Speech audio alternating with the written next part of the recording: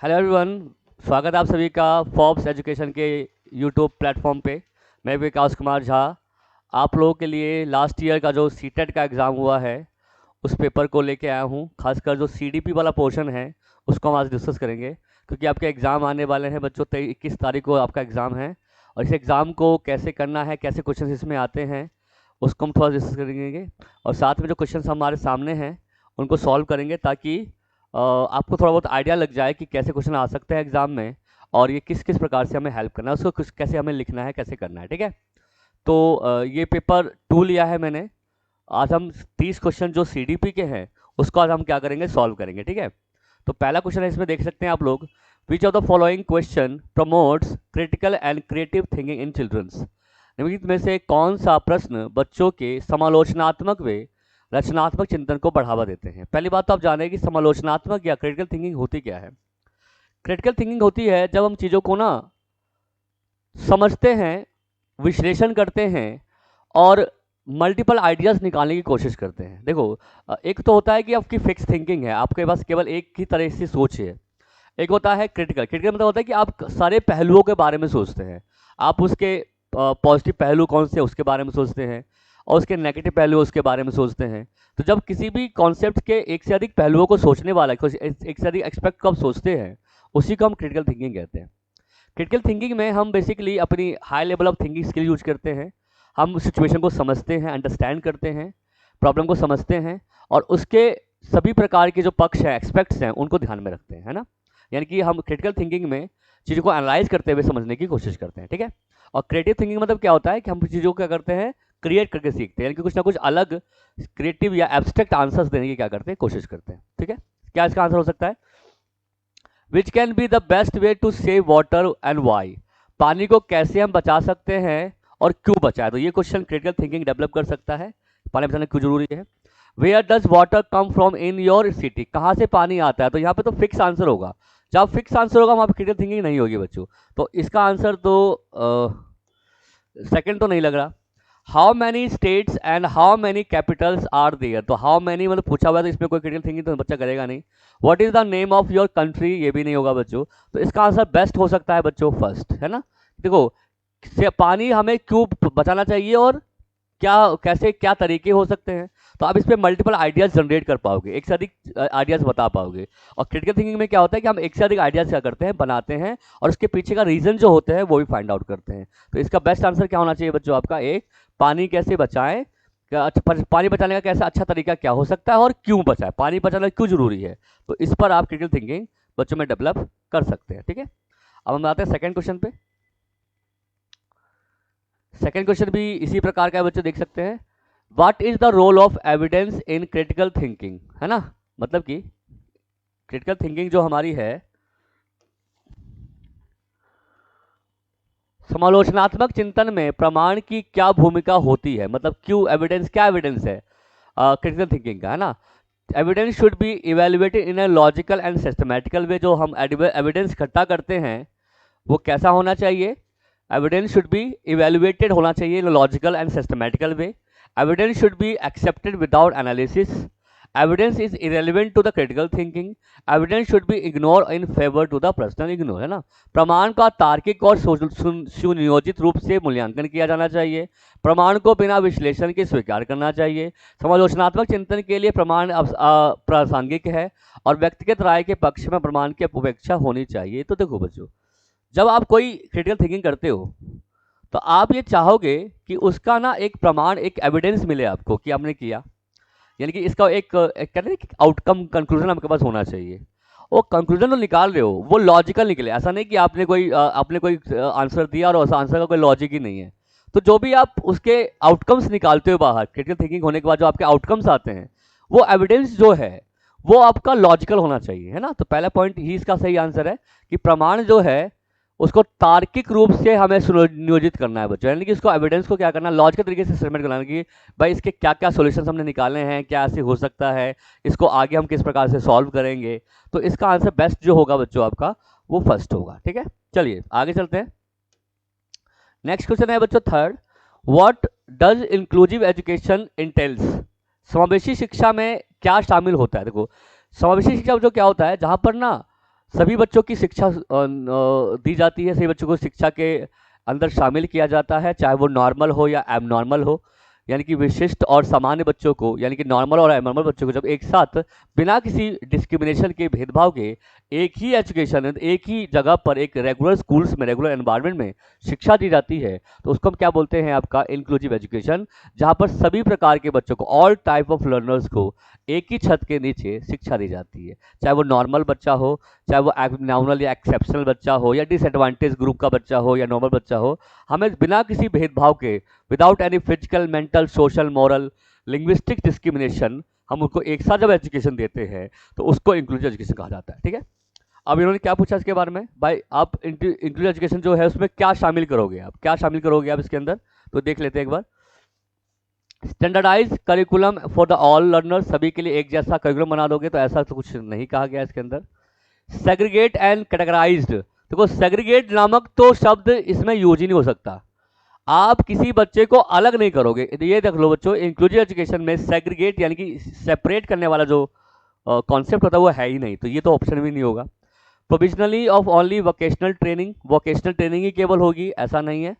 Flexible in the curriculum and result of recognition of individual needs, yes, curriculum को हम क्या रखेंगे, flexible रखेंगे, मतलब टाइम टू टाइम चेंज करते रहेंगे, क्योंकि हर बच्चे की अलग प्रकार की नीड्स होती है, हर बच्चे में डिफरेंसेस होते हैं, तो डिफरेंसेस के आधार पर हम करिकुलम के अंदर कुछ ना कुछ क्या लेंगे, फ्लेक्सिबिलिटी। फ्लेक्सिबिलिटी बेसिकली क्या होता है कि कुछ ना कुछ उसके हम ऐड करते रहेंगे, चेंज करते रहेंगे बच्चों की नीड्स के अनुसार, तो बच्चों की आवश्यकता के अनुसार जो हम चेंज करते हैं करिकुलम के अंदर, उसको बोलते हैं फ्लेक्सिबल करना, है ना। तो आंसर इसका बेस्ट क्या होना चाहिए बच्चों, आपका 4। तो थर्ड का आंसर क्या होगा बेस्ट आपका, दैट इज 4। ठीक है, नेक्स्ट देखते हैं क्वेश्चन नंबर 4।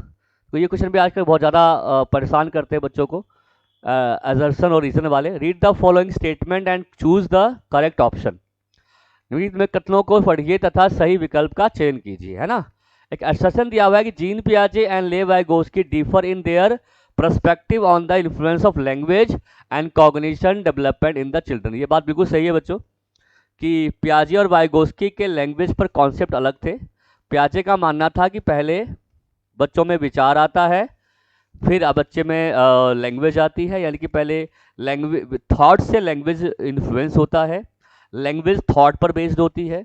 और वाइगोस्की का मानना था कि बच्चे के अंदर लैंग्वेज पहले डेवलप होती है और लैंग्वेज से हमारी थॉट यानी कि विचार क्या होते हैं, प्रभावित होते हैं। ठीक है, तो ये स्टेटमेंट बिल्कुल सही है। In discovery learning teacher provides opportunity to and student derive information from themself. ये बात भी सही है कि खोज अधिगम में शिक्षक अवसर प्रदान करता है और विद्यार्थी स्वयं जानकारी प्राप्त करने के लिए उन्मुख होते हैं। बिल्कुल सही है, दोनों स्टेटमेंट सही है। बट देखिए दूसरा स्टेटमेंट जो है रीजनिंग, वो असर्शन के अनुसार नहीं है ना। स्टेटमेंट दोनों सही तो है बट इसका इसका आपस में कोई कनेक्शन नहीं दिख रहा हमें, है ना। तो ए ट्रू है बट आर फॉल्स है, नहीं।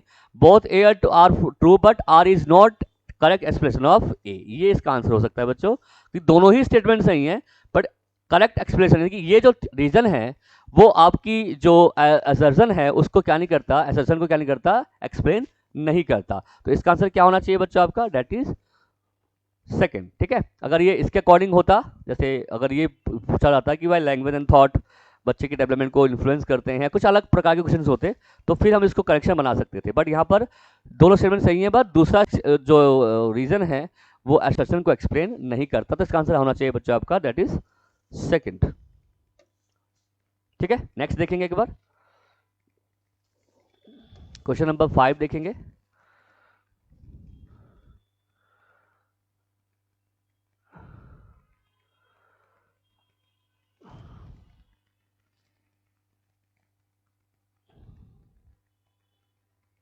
क्वेश्चन देखिए क्या है, 5th नंबर।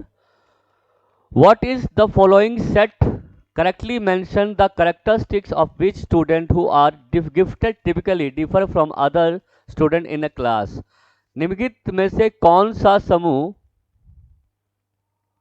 निम्नलिखित में से कौन सा समूह विशिष्टताओं का सही ढंग से उल्लेख करता है और प्रतिभाशाली विद्यार्थियों और कक्षा में अन्य विद्यार्थियों के बीच आमतौर पर भिन्न होते हैं। किस में भिन्न होते हैं बच्चों, तो गिफ्टेड बच्चे क्यों भिन्न होते हैं सामान्य से। एडवांस डेप्थ ऑफ अंडरस्टैंडिंग, समझ की अग्रवर्ती से गहनता, ये तो होता है बच्चों, तो ये तो हो सकता है। Fast fast pace of learning, सीखने में गति होती है, ये बात भी सही है। Higher dependence on others in understanding, दूसरे पर डिपेंड होते हैं, बिल्कुल गलत। रैपिड फिजिकल ग्रोथ, देखो रैपिड फिजिकल ग्रोथ तो बेसिकली ग्रोथ तो ओबियसली बात है सभी का हो सकता है बच्चों, ग्रोथ तो सभी की स्पीड जो होती है वो वेरी करती है और स्पीड सबका ग्रोथ जो होता है, तो ये कोई पॉइंट नहीं बनता है गिफ्टेड के लिए। तो यहाँ पर ए और बी सही लग रहा है बच्चों, है ना। देखो ग्रोथ ऑब्वियसली बात है सबका ही होता है, तो हम केवल ये नहीं कहेंगे गिफ्टेड का ही तेज होता है। ग्रोथ तो आपको ये हो सकता है कि एक एज में सबकी ग्रोथ अच्छी होती है, जैसे हमारा प्रीनेटल फेज है, प्रसव पूर्व काल, उसमें मैक्सिमम बच्चों की जो ग्रोथ होती है इनफैक्ट बहुत तीव्र गति से होती है। तो ऐसा कुछ केवल गिफ्टेड के लिए होगा हम ऐसा नहीं कह सकते। तो ए और बी इसका सही आंसर होना चाहिए, है ना। बाकी डी नहीं हो सकता, ए और बी इसका क्या होगा बच्चों, सही आंसर होना चाहिए। तो 5 का आंसर क्या होगा हमारा, दैट इज डी, ए और बी। नेक्स्ट क्वेश्चन देखेंगे बच्चे एक बार जरा, क्वेश्चन नंबर 6 क्या कहता है। एक सेकेंड बच्चे, क्वेश्चन है कि विच of the following statement is correct in the context of hearing impairment, यानी कि दृष्टिबाधित बच्चों के लिए कौन सा स्टेटमेंट आपको लगता है कि सही है ना। Hearing impairment can affect a child ability to communicate effectively, श्रवण बाधित बच्चों के प्रभावी ढंग से संवाद करने की क्षमता को प्रभावित कर सकता है, ये बात सही है, क्योंकि जो बच्चे सुन नहीं पाते हैं उनको कम्युनिकेट करने में भी दिक्कत होती है, वो सी बात है। सुनने से बोलने की प्रॉब्लम भी हो सकती है, देखो आप लोग सुनने में असमर्थ हो आप, तो आपको बोलने की दिक्कत भी आएगी, क्योंकि आप ओबीसी बात है सुन नहीं पा रहे हो तो बोलोगे कैसे, तो कम्युनिकेशन करने में दिक्कत आती है जो बच्चे सुनने में असमर्थ यानी कि हियरिंग इम्पेयरमेंट होते हैं। तो ठीक है, hearing impairment of a child can be reliably tested by the making now loud noise near the child, बच्चे के पास तेज आवाज़ों के करने से बच्चे की सुनने की अक्षमता का विश्वसनीय और तौर पर परीक्षण किया जा सकता है। ऐसा नहीं है कि बहुत तेज आवाज़ से ही वो हियरिंग इम्पेयरमेंट बनेगा, ऐसा नहीं है, बाय बर्थ भी हो सकता है, प्री बर्थ भी हो सकता है। Hearing impairment of a child can, ये तो होगा, अच्छा ये दूसरा था, all children with hearing impairment need to use sign language in communication, देखो साइन लैंग्वेज का यूज तो हम करते हैं, हियरिंग इम्पेयरमेंट बच्चे को साइन लैंग्वेज का यूज किया जाता है, ये बात बिल्कुल सही है, लेकिन लिखा हुआ है ऑल द चिल्ड्रन, देखो सभी बच्चे, देखो बच्चे हियरिंग इम्पेयरमेंट दो प्रकार के होते हैं, एक तो पूरे डेफ होते हैं, मतलब पूरे ही मतलब बहरे टाइप के बच्चे हैं, और एक होते हैं जो पार्शियल टाइप के होते हैं, पार्शियल मतलब कि थोड़ा बहुत दिक्कत होती है बस सुन सकते हैं। तो जो बच्चे बिल्कुल डेफ है, मतलब बिल्कुल ही सुनने में असमर्थ हैं, तो उनको तो ऑब्वियसली बात है कि एड चाहिए होगा, मतलब साइन लैंग्वेज का यूज होना चाहिए होगा। बट जो पार्शियल है उनको जरूरी नहीं है कि साइन लैंग्वेज हमसे हम पढ़ाएं, वो जनरली भी डील कर सकते हैं। तो ऑल स्टूडेंट तो नहीं कह सकते, तो ये बात तो गलत है ना। Hearing impairment of a child can be, ये तो हो गया बच्चों की लाउड नॉइज से होता है, ये बात भी गलत है। Hearing impairment is always due to physical problem with ear, हमेशा फिजिकल प्रॉब्लम से ही होता है, ऐसा भी नहीं है। तो इसका बेस्ट आंसर होना चाहिए बच्चों आपका फर्स्ट, कि जो बच्चे सुनने में असमर्थ होते हैं उनको कम्युनिकेशन करने में दिक्कत आती है, यानी जो बच्चे श्रवण बाधित होते हैं उनको प्रभावी ढंग से संवाद करने में या संप्रेषण करने में समस्या पैदा होती है। तो इसका बेस्ट आंसर क्या होना चाहिए बच्चों आपका फर्स्ट, ठीक है। तो ये समझ में आना बच्चों, क्वेश्चन को समझना बहुत इंपॉर्टेंट है, ये चीज आपको ध्यान रखना है, ठीक है। नेक्स्ट देखेंगे,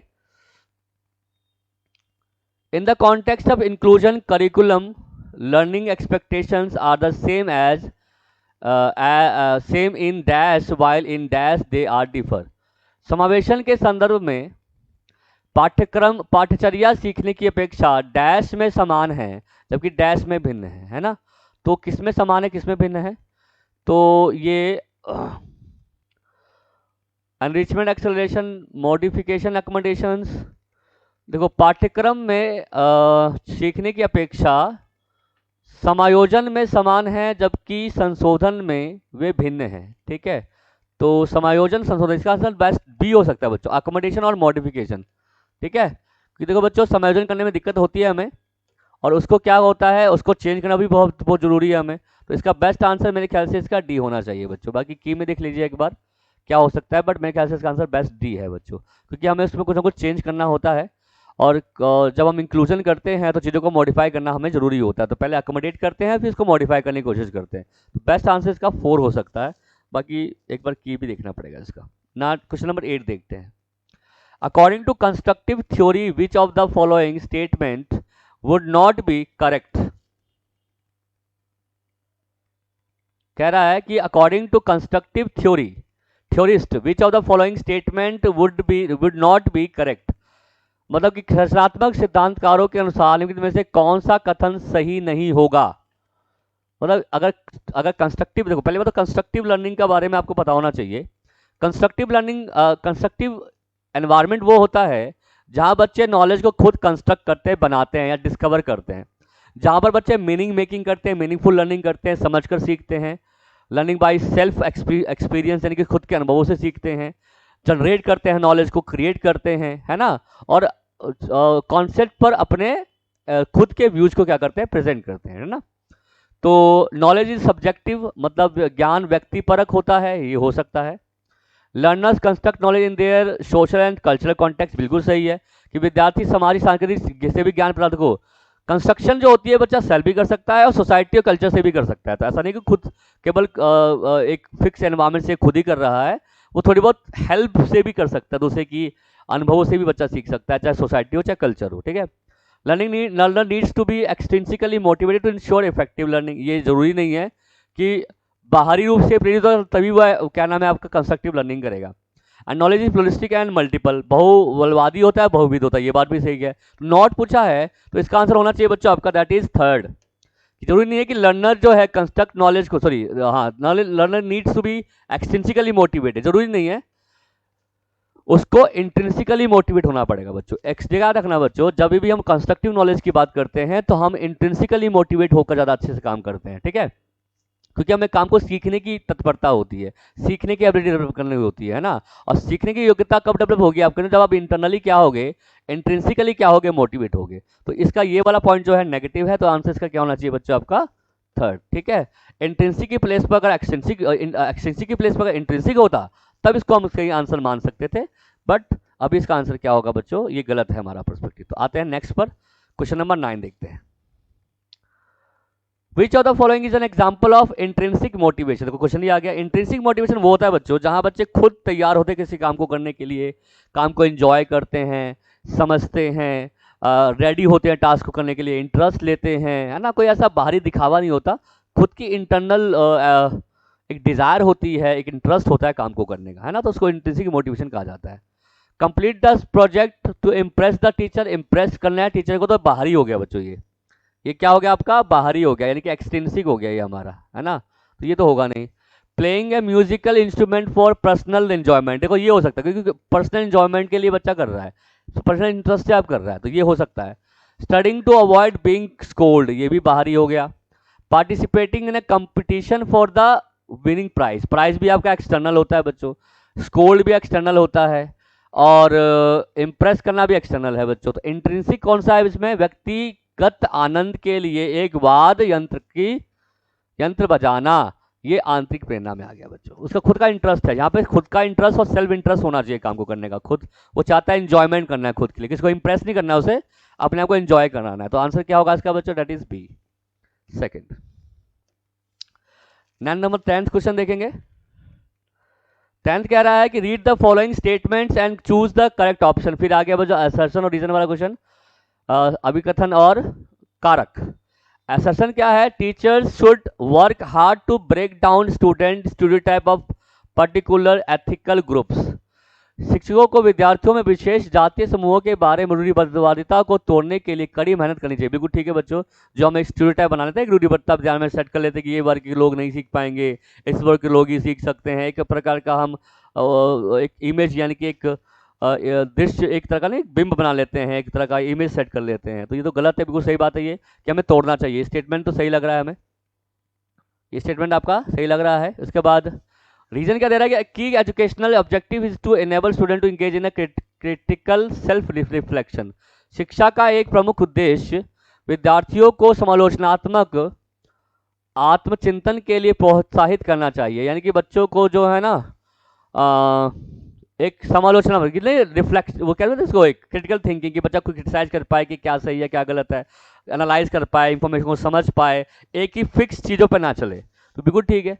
बट इन दोनों स्टेटमेंट में कोई संबंध नहीं लग रहा बच्चों, क्योंकि यहाँ पे तो स्टीरियोटाइप की बात कर रहा है, यहाँ पे बात कर रहा है किसकी, क्रिटिकल थिंकिंग की या सेल्फ रिफ्लेक्शन की, आत्मचिंतन की बात की जा रही है इसमें, है ना। तो मेरे ख्याल से इसका आंसर होना चाहिए बी, है ना, कि दोनों ही सही है बट दोनों में आपस में कोई संबंध नहीं लग रहा है ना।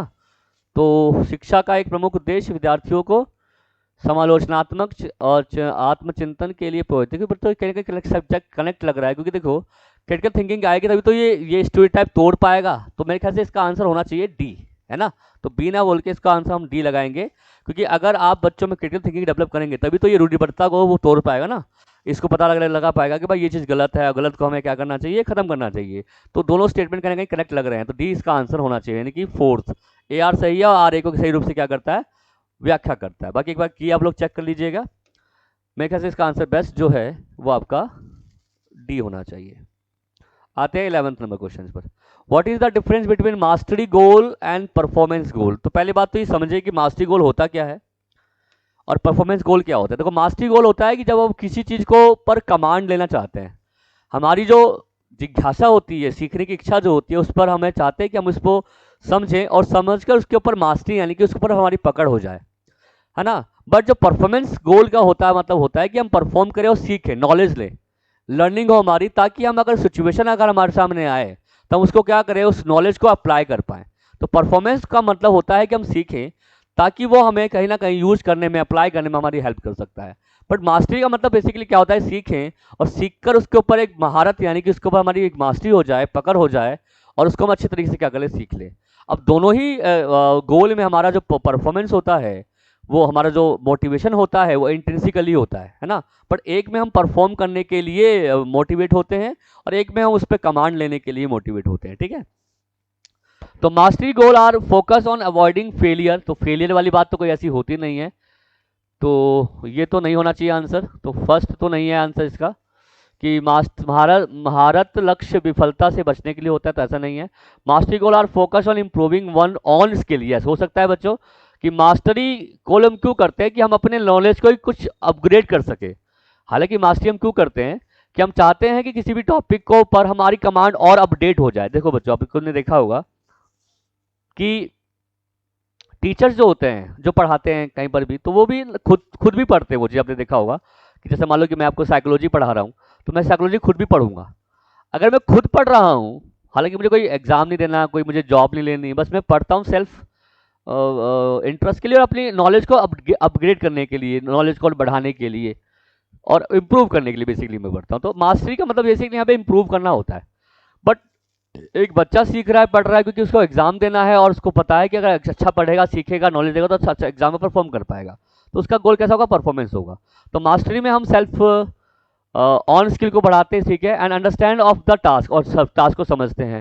Well performance goal are the focus on achievement and high grade of receiving external reward. देखो यहाँ तक तो बात तो ठीक थी, बट इसका परफॉर्मेंस का मतलब ग्रेड लेना होता है, तो ये तो ऐसा कुछ नहीं है। Mastery goal are the focus on the gaining approval from others, while performance goal are focus on the avoiding failure. ये भी नहीं है बच्चों।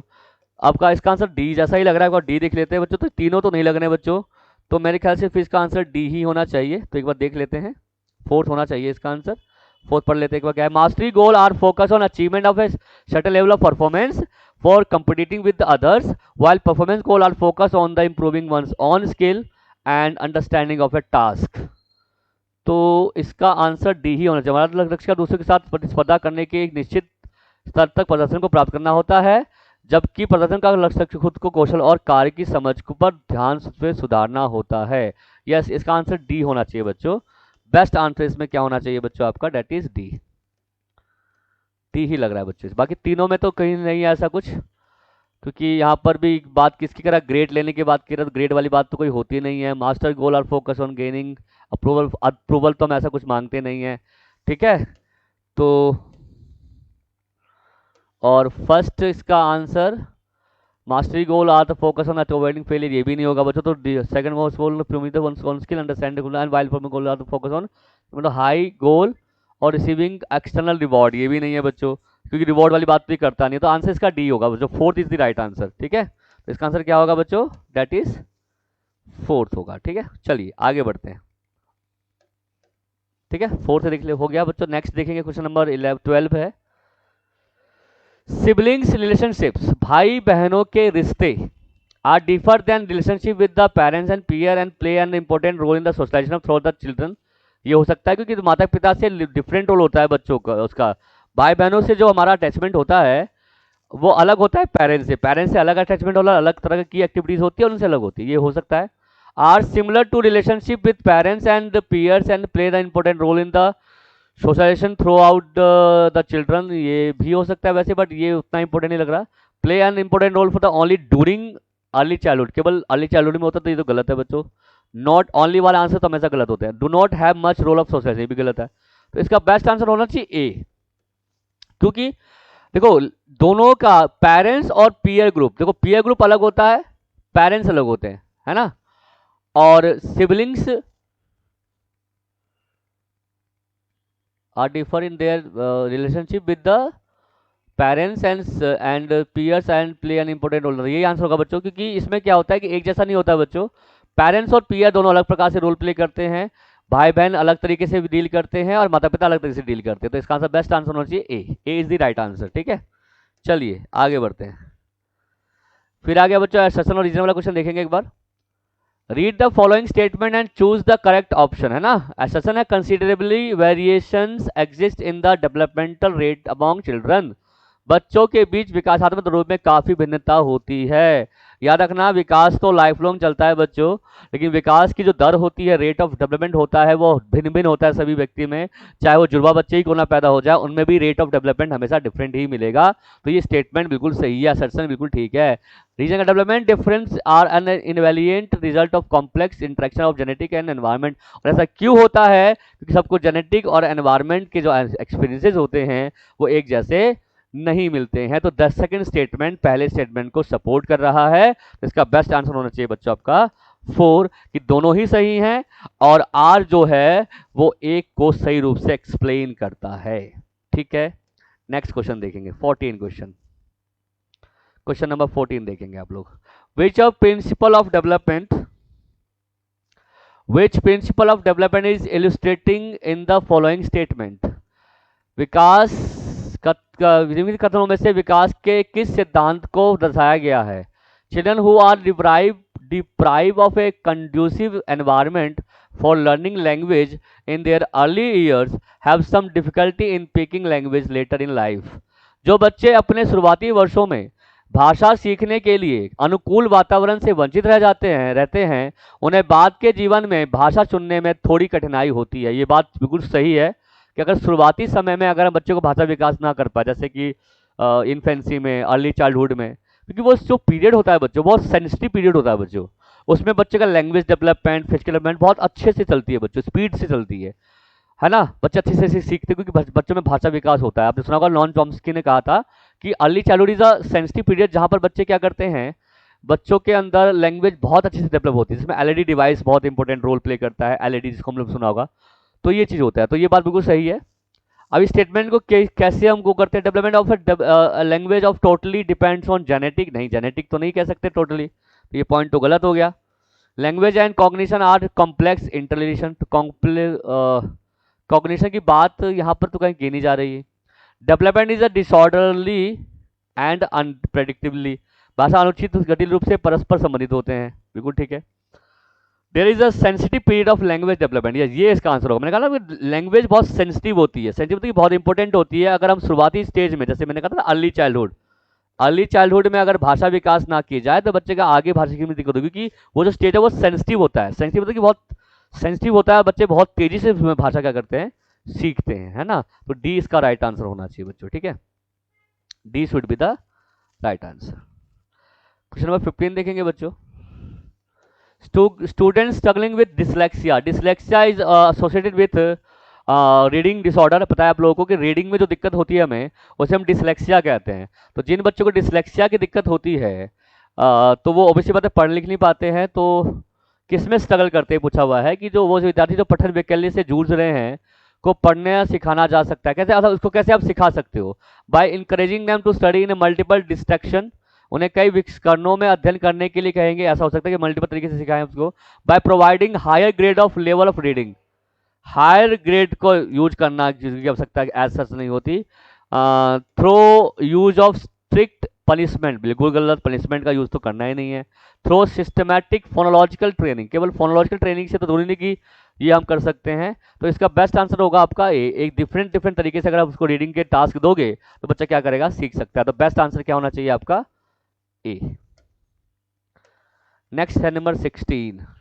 The underlying principle of understanding based teaching is based believing is the believe that, मतलब कि understanding based teaching जो हमारी होती है वो किस में बिलीव करती है ना। देखो 3 प्रकार की हमारी टीचिंग होती है। एक होता है मेमोरी बेस्ड टीचिंग, जहाँ पर चीज़ों को रटना सिखाया जाता है, बच्चों को रटना या रिकॉल करना।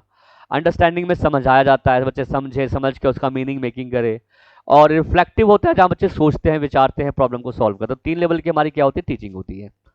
तो इसने पूछा learning ability and needs are diverse without which can't be cater to the without focusing on the standardised structure. ये तो गलत है बच्चों। विद्यार्थियों की क्षमताओं और आवश्यकताओं को विविध है जिसमें मानक निर्देशों पर ध्यान केंद्रित किए बिना पूरा नहीं किया जा सकता। तो गलत बात है ये, ऐसा नहीं है। हमें ये स्टेटमेंट तो सही नहीं लग रही। लर्नर्स आर पैसिव रेसिपेंट, बिल्कुल गलत, ये तो यहीं पे गलत कर दिया हमने। Learner can construct knowledge when provide with the facilitating environment to do so. ऐसा हो सकता है कि अगर अंडरस्टैंडिंग में कंस्ट्रक्टिव एनवायरनमेंट मिले तो बच्चा सीख सकता है। Learner not little and teacher involve in the transmission of fact of knowledge, ये भी गलत। आंसर क्या होगा इसका बेस्ट, सही। थर्ड, ऐसा करने के लिए एक सुविधाजनक वातावरण की आवश्यकता होती है जहाँ बच्चे वेद ज्ञान को क्या करते हैं, निर्माण करते हैं। तो निर्माण करेंगे तो अंडरस्टैंडिंग ऑब्वियसली बातें बढ़ेगी। तो अंडरस्टैंडिंग बेस्ड नॉलेज में हम नॉलेज को कंस्ट्रक्ट करना सिखाते हैं बच्चों में। तो B is third is the right answer. आते हैं क्वेश्चन नंबर 17 पे। How can a teacher help Aman who is struggling with the complex problem develop problem solving skills, है ना। जटिल समस्याओं से जूझ रहे अमन से समस्या समाधान कौशल विकसित करने के लिए एक शिक्षक को क्या करना चाहिए, मतलब प्रॉब्लम सॉल्विंग स्किल डेवलप करनी है तो क्या करेगा, encourage him to brainstorming and generate ideas. ये भी यही हो सकता है बच्चों कि ब्रेनस्टॉर्मिंग करे, या बच्चा ब्रेनस्टॉर्मिंग मतलब होता है कि एक सारी आइडियाज बच्चा जनरेट करे। Tell him to give up on a problem, मतलब सुलझाना छोड़ दे, ऐसा कह दे। Discourage him from the experimentation and taking risk, ये भी गलत है। और उसे उत्तर प्रदान करे, भी गलत। आंसर बेस्ट कौन सा होगा, ब्रेनस्टॉर्म करने का और जनरेट आइडिया करने का मौका दोगे आप। तो अगर जितना ब्रेनस्टॉर्म करेगा उतने आइडियाज निकलेंगे, और जितने आइडियाज निकलेंगे उतनी उसकी प्रॉब्लम सॉल्विंग स्किल्स क्या होगी, डेवलप होगी।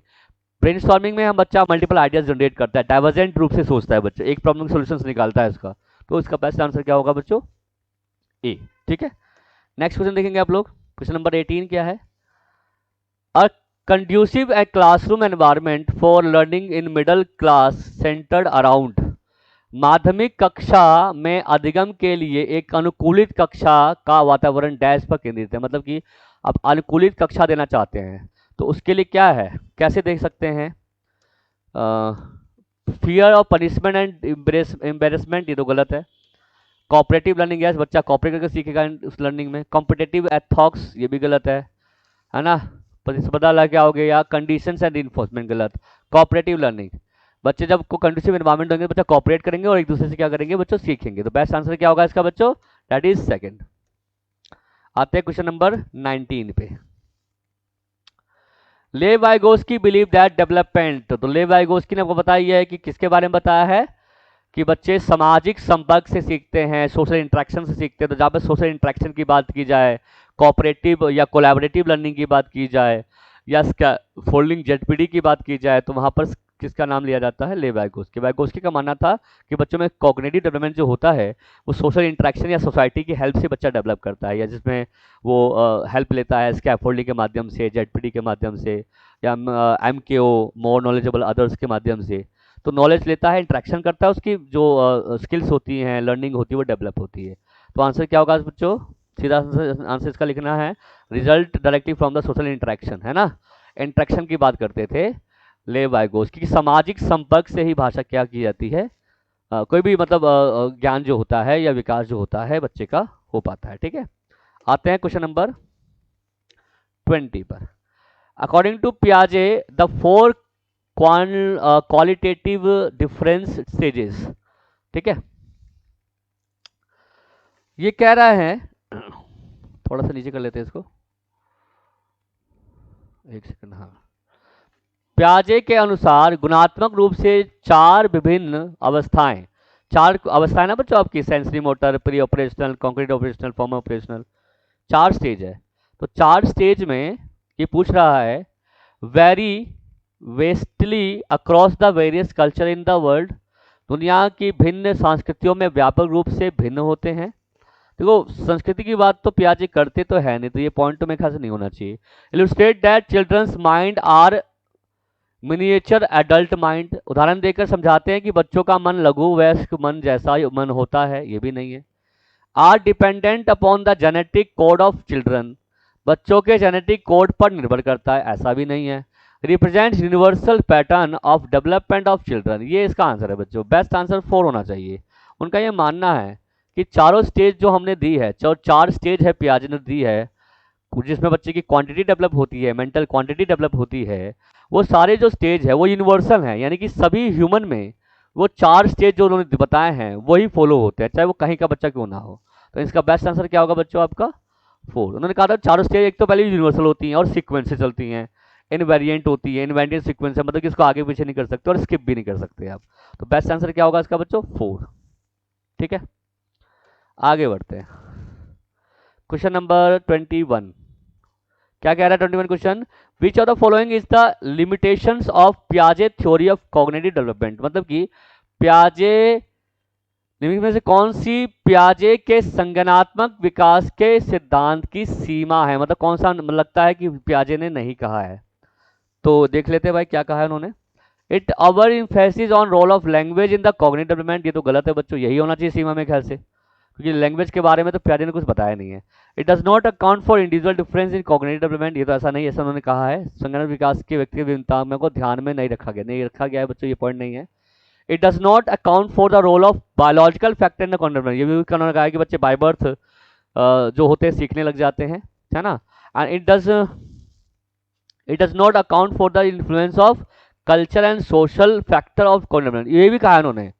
सोशल का फैक्टर के बारे में भी पियाजे ने थोड़ा बहुत कहा है, तो इसका बेस्ट आंसर होगा इसका A. It over emphasizes on the role of language in the cognitive development, तो ये एक लिमिटेशन है बच्चों, लैंग्वेज के बारे में पियाजे ने ऐसा कुछ भी नहीं कहा है। ठीक है, तो पियाजे की सीमा यही है कि उन्होंने लैंग्वेज के बारे में कुछ भी ऐसा नहीं बताया, तो फर्स्ट होना चाहिए इसका राइट आंसर बच्चों। ठीक है, चलिए आगे बढ़ते हैं। 22 read the following statement and choose the correct option, है ना। एक असर्शन है कि every year Lata a class 8 teacher invites a female maths professor and a male nurse to her class to discuss career in these fields. Okay, प्रत्येक वर्ष लता जो कि कक्षा 8 की शिक्षिका है, उनके क्षेत्रों में कैरियर पर चर्चा करने के लिए एक महिला को गणित प्रोफेसर और एक पुरुष को नर्स के रूप में लेके आती है। देखो ये एक जेंडर जो स्टीरियोटाइप होता है, पूर्वाग्रह, कि लड़के को हम टीचर के रूप में, लड़के को हम लोग जो बॉयज़ होते हैं उसको हम पायलट के रूप में दिखाते हैं और लड़कियों को हम एज ए टीचर या नर्स के रूप में दिखाते हैं। बट यहाँ पे देखो उल्टा है, गणित के रूप में महिला को दिखाया गया और पुरुष नर्स के रूप में पुरुष को दिखाया, यानी कि इन्होंने जेंडर को, स्टीरियोटाइप को तोड़ने की कोशिश की है यहाँ पर। ठीक है, तो ये स्टेटमेंट बिल्कुल सही है, ये शो करता है कि ये जेंडर फ्री एनवायरनमेंट यूज कर रही है, जेंडर न्यूट्रल एनवायरनमेंट यूज कर रही है ना। Gender difference are innate and not acquired through society, तो जेंडर के बारे में बात तो की है, बट इन ये जो जन्मजात थोड़ा ना होती है, gender is a social construction, gender शब्द कहाँ से आया है, सोसाइटी से आया है। तो ये वाला स्टेटमेंट तो हमारा गलत हो गया, क्योंकि उन्होंने जब इसने जन्मजात बोल दिया और समाज के माध्यम से अधिकृत नहीं होता है बोला उसने, तो ये तो गलत हो गया बच्चों। तो ये स्टेटमेंट सही है, ये स्टेटमेंट गलत है, तो असर्शन ठीक है, रीजन गलत है ना। तो आंसर क्या होगा इसका best A, assertion is right, true है, और रीजन क्या है, फॉल्स। और ये जो आपका फर्स्ट है असर्शन, ये क्या है, जेंडर न्यूट्रल,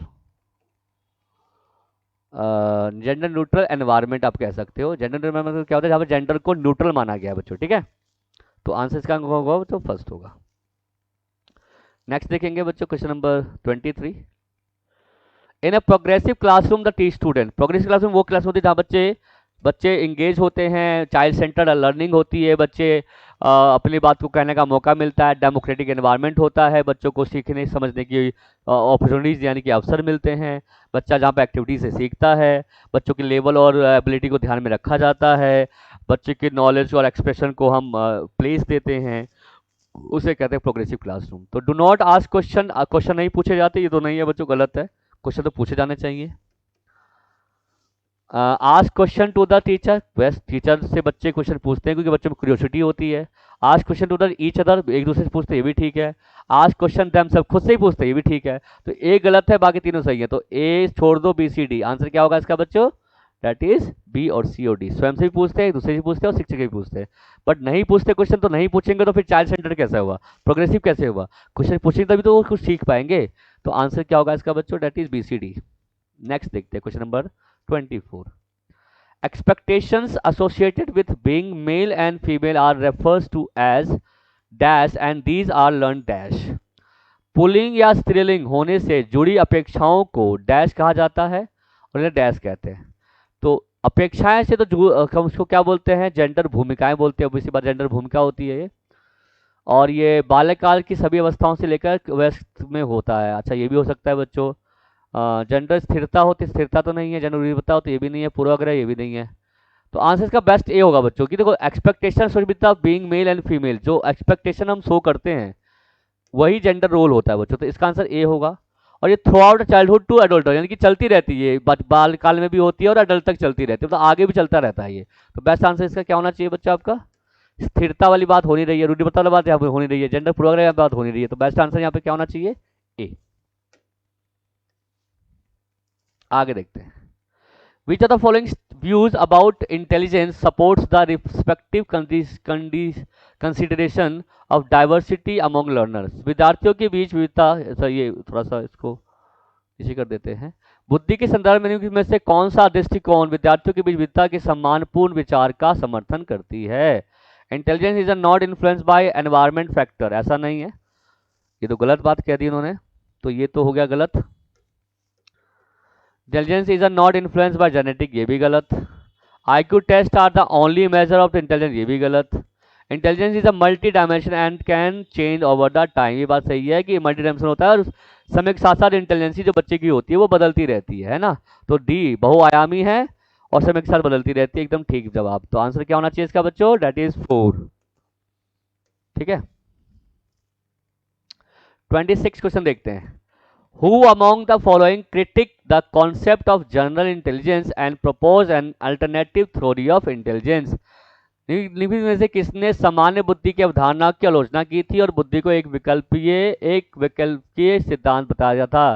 देखो आपको पता ही है कि बीने ने कहा था बुद्धि एक प्रकार की होती है, यानी कि बुद्धि हम एक ही बच्चा एक ही तरीके से सोच सकता है, या जितनी भी हाई इंटेलिजेंसी होगी एक ही बुद्धि से सारे काम कर सकता है। तो ये बीने ने कहा था ये बात, और इस विचारधारा को किसने तोड़ा था बच्चों? तो उसका नाम जो है वो क्या है बच्चों? उसका नाम होना चाहिए आपका हावर्ड गार्डनर। गार्डनर का कहना था कि बुद्धि बहुआयामी होती है और एक से अधिक तरीके से हम प्रॉब्लम को सॉल्व कर सकते हैं, तो गार्डनर ने इसको क्रिटिक किया था। ठीक है, नेक्स्ट देखेंगे क्वेश्चन नंबर 27 क्या कहता है? Lawrence Kohlberg theory has been critics by the Carol Gilligan. Gilligan ने इसको वो किया था बच्चों, सीधा सा आंसर, इसको कई बार क्वेश्चन आ चुका है।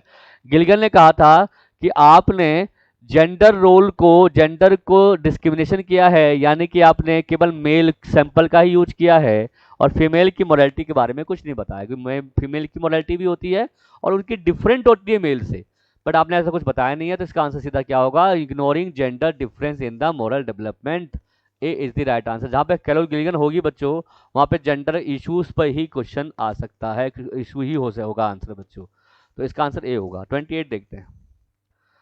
A teacher wants to help her student developing metacognition। देखो मेटाकॉग्निशन मतलब होता है कि इंफॉर्मेशन को माइंड में हम डिस्कवर करते हैं, सोचते हैं किसी चीज पर दोबारा से, तो बार बार किसी चीज पर सोचना या इंफॉर्मेशन को डिस्कवर करना, खोजना, मेटाकॉग्निशन कहलाता है बच्चों।